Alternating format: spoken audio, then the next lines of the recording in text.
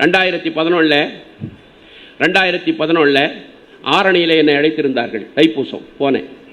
ஆரணிக்கு போகும்போது தைப்பூசத்துக்கு நண்பர்களோடு சென்னேன். சரி சாப்பிட்டு போகலாம், நாங்கள் போகலாம்ப்பா போப்பா. போனோம். வேலூரில் சரியான கடை, மட்டன் பிரியாணி எல்லாம் சாப்பிட்டோம். நானும் சாப்பிட்டு காரில் உட்காந்தேன். போகிறது தைப்பூசம். சரி நம்ம உணவு பழக்கம் தானே, அதில் போய் என்ன ஆகுதுன்னு போயிட்டேன். அங்கே போய் பேசினேன். தைப்பூசத்தில் பேசிட்டு இரவு நேரம் வந்தோம். திரும்ப வரும்போது பசி, நண்பர்கள் எல்லாம் இருக்கிறார்கள். போய் சாப்பிடலான்னு சொல்லிட்டு போனேன். எல்லோரும் சென்றார்கள். சஃபயர் ஹோட்டல், சிஎம்சி எதிரில் ஹோட்டலேன்னு சொல்கிறேன். போனால் எல்லாம் என்ன அதே சாப்பாடு தானே. அன்று வந்ததும் அதே நிலா, இன்று வந்ததும் அதே நிலா, அதுதான் சாப்பிடணும்.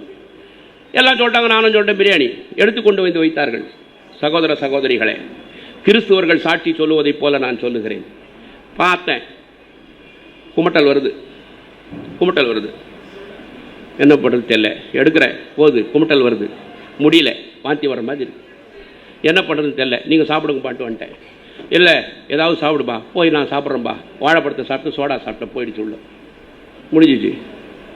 அதன் பிறகு நண்பர்களெல்லாம் சாப்பிட்டாங்க. பில்லெல்லாம் கொடுத்தாச்சு. ஏன் நீங்கள் சாப்பிடல, சரியில்லையா? நான் இல்லைப்பா, எனக்கு குமட்டல் வருது, வாந்தி வருது அப்படின்ட்டேன். மறுநாள் வெள்ளிக்கிழமை எங்கள் வீட்டில் பிரியாணி எங்கள் வீட்டில் வச்சாங்க. வைக்கும்போது பார்த்தேன், குமட்டல் வருது, சாப்பிட முடியலை, வாந்தி வர மாதிரி இருக்குது. என்னன்னே தெரில. அதன் பிறகு எங்கள் அம்மா தோசை சுட்டுன்னு வந்தாங்க. என் மனைவி சாம்பாரெல்லாம் எடுத்துகிட்டு வந்து வச்சுட்டு அதை எடுத்து சாப்பிட்டா உள்ளே போகுது. மட்டனை பார்த்தா வெளியே தள்ளுது. எந்த பயிற்சியும் இல்லை, எந்த முயற்சியும் இல்லை. காரில் உட்காரும் போது நான் நினச்சேன், வள்ளலார் சாமி அந்த ஜீவகாரணத்தை பற்றி பேசிட்டோம் வந்துட்டேன். பேச்சு வராது, வரவும் கூடாது. ஆனால் நான் கவலைப்பட்டேன். இப்படியெல்லாம் நம்ம நடக்கக்கூடாதுன்னு வருத்தப்பட்டேன். வள்ளலார் சுவாமி எனக்கு உள்ளே வந்து விட்டார். அவர் எப்படி சாப்பிடுவார் மட்டன்?